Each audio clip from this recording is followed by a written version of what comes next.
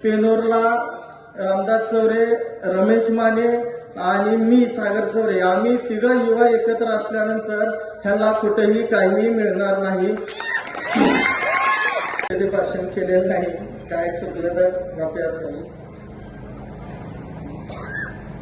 अंकोलीच्या आमचे कुलदैवत श्री भैरवनाथांच्या चरणी नतमस्तक होतो.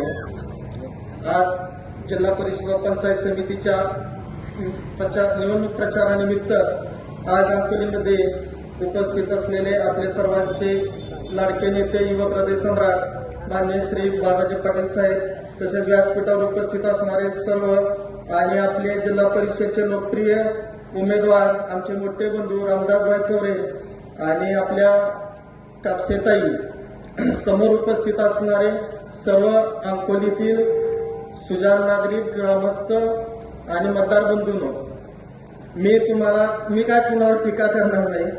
मी तुम्हाला फक्त रामदासभाई बद्दल सांगतो. गेली 10 वर्ष झालं आम्ही पेनूरमध्ये मिळून काम करत आहे आणि मी स्वतः त्या गावातला सध्याच्या चालू बॉडीतला उपसरपंच आहे. मी तिथं रामदासभाईचं गेल्या 5 वर्षातलं काम निस्वार्थीपणे रामदास कुणाच्याही अडचणीला निम्यारात्री धावून जातो आणि प्रत्येकाच्या अडचणीला पहिला फोन हा गावामध्ये रामदासलाच करते. संध्याकाळी 11ला कॉल करू द्या, 12ला कॉल करू द्या, तर संध्याकाळी कधीही कॉल करू द्या, रामदासचा फोन हा चालूच असतो. कुणी तुम्हाला काही सांगत असाल, पेनोरला एवढं लीड मिळतंय, पाटकोलला एवढं मिळतंय, तसं कुठेही काही नाही. पेनोरला रामदास चौरे, रमेश माने आणि मी सागर चौरे आम्ही तिघ युवा एकत्र असल्यानंतर ह्याला कुठेही काही मिळणार नाही.